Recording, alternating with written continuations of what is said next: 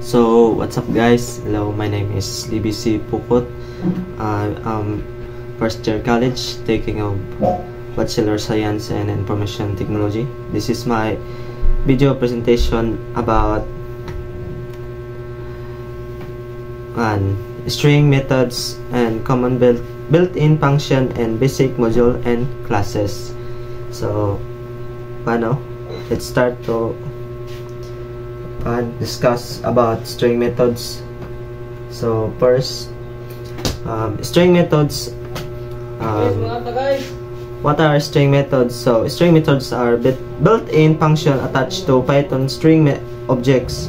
They allow you to modify, search, or check properties of string or text data. So ang string method is ng built-in function na sa Python. O napod sila sa sa Java, built-in po siya. So why are they important? Text processing is common in nearly every application, from cleaning user input to formatting message. String methods helps you to manipulate text easily and efficiently. So nganong importante ang string methods? So kay man siya ning kay dali na ka maniobra ani pud siya kanang dali na pud kay gamiton ba kayo epektibo ba. So common example niya is like message. So ang message niya is hello. So mo siya message is lower mo siya hello world, and message that upper or uppercase is mo siya caps lock tanan bitaw.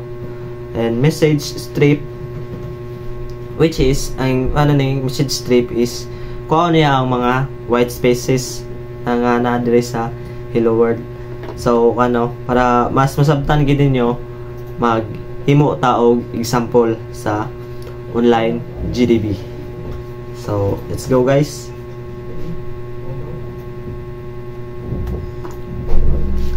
So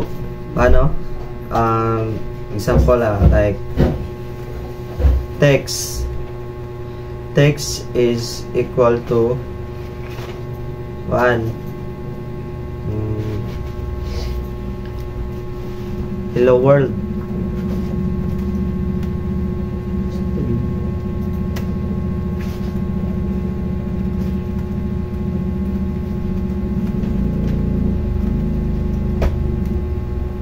So buti na siya mga white spaces para magamit nato tong mga strip. So print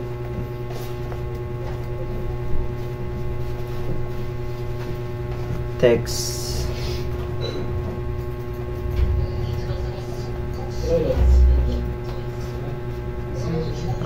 strip open and close na sa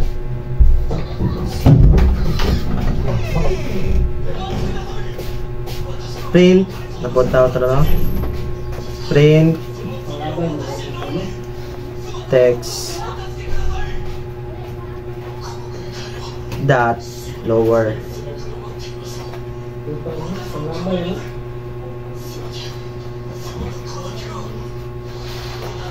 So next one is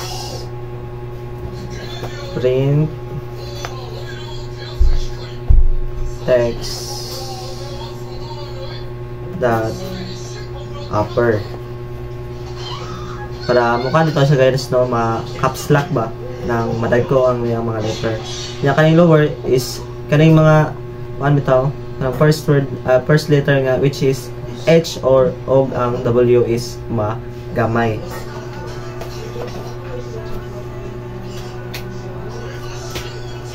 So print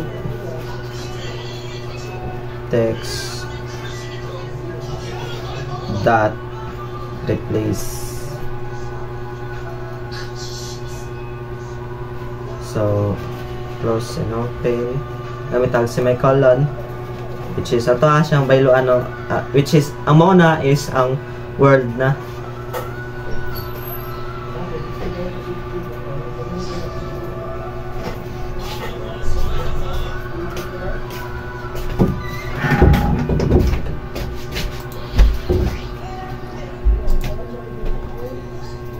So ato na i-paran guys no, ato ang testingan.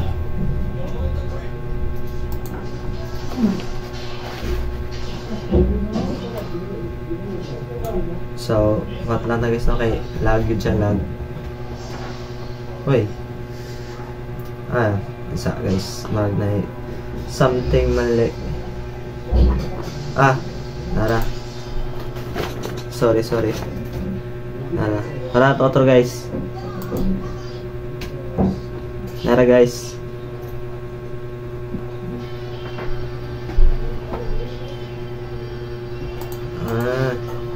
Nakalimutan sa ano, yung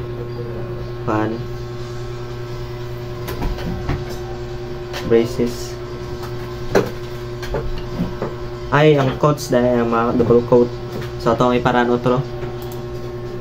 So nara guys, so nabayloan na siya no, hello world. So ang ano tong sa lowercase is which is na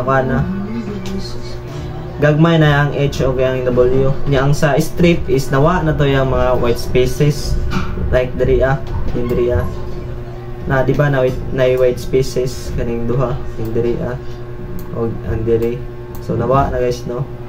And sa uppercase which is mo na siya no, dagko na siya, dagko na. So mo na siya guys. So hello,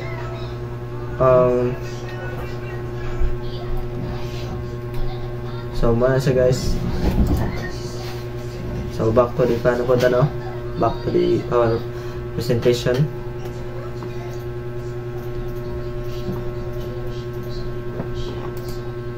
So common built-in function. So what are the common built-in function? Built-in function are provided by Python that are immediately available without importing any module. They handle basic operation like math, type conversion, or sequence processing. So ang built-in function no, is anang di na gid siya mawala sa Python is nang siya murag dito na gid siya ni stick. So maghimo ta na og example sa common built-in function sa Python. So why are they important? They are the foundation of Python programming and let you quickly perform common tasks without writing extra code. So ang ning built-in function is kanang mas dali ka maka-access og ning dili na pud ka daghay type sa code sa like sa manggod sa Java is daghan siya, mas kuti ang Java kaysa sa Python. So ang example niya sa na yung mga built-in is like len or length, and type which is tong kain na int is man tong integers. So maghimo tani og example sa InlineGDB. So ato lang ni iris no.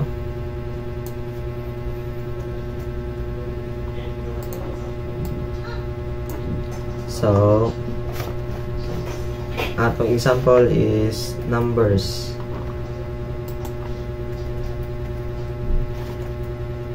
Numbers equals, sa ato siya isod sa brackets 1. Sorry guys for the inconvenience. 1, 2, 3, 4, and 5. So mana guys no. So print na to ang len and numbers. Ito lang yung small letter na number para di na maka error. And print sum.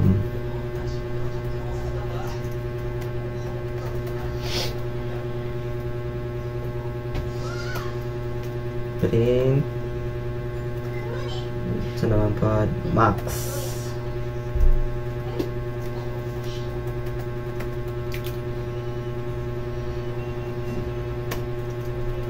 Print. So to.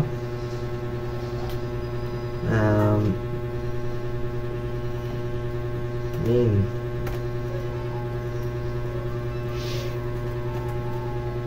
So, ang paano siya guys na pasabot ano no kay ang kaning lane or ang meaning niya is length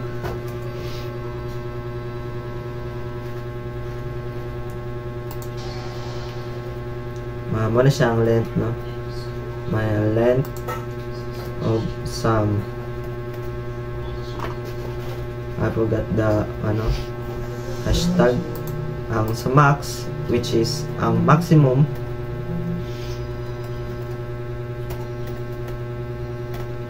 niya ang sa min or min is minimum.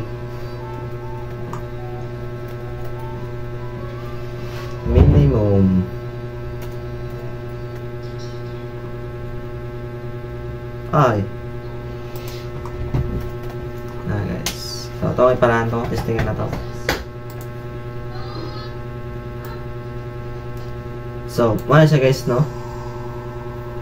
ang ato ang length which is 5 niya, ato ang sum which is 15 niya, ato ang maximum is 5 which is 5 naman, and ato ang minimum is 1.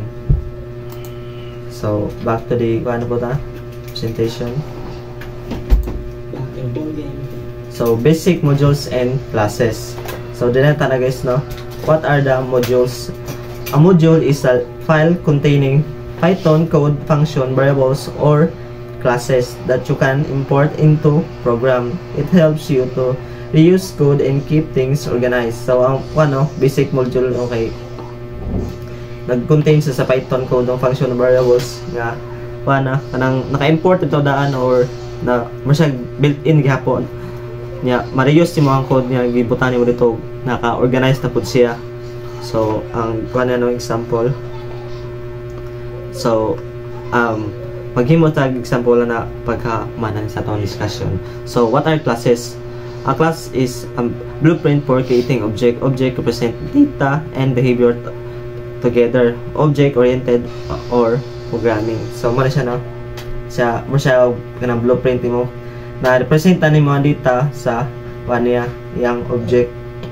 So why use classes? To group related data, attributes, and behavior methods, to build scalable and reusable code. Example, game or character database module. So ang kaning ko ano, kaning sa classes kay dire na sod ang mga games and characters and og ang database nga module.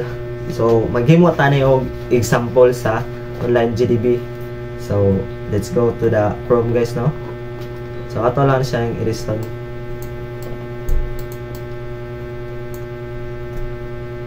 So import my module.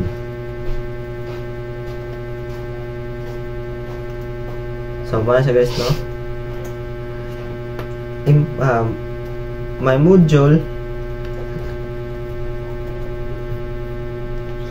dot greetings. So print na to si Alex, mato ang i-greet. So ato ang testingan no kung muran siya guys no. Something wrong sa ato ang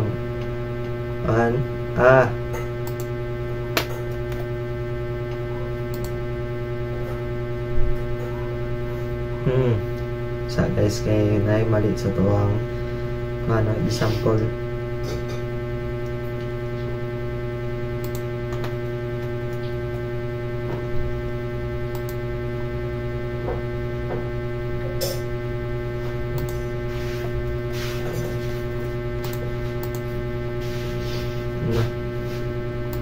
So wait guys.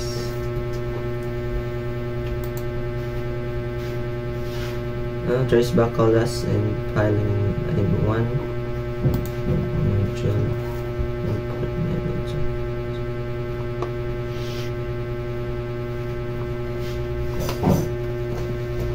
So ato lang sa ikuan guys no, kayo lang no katong i-fix. So sorry for the inconvenience guys no. So thank you for watching no. So thank you. So see you sa atong next vlog.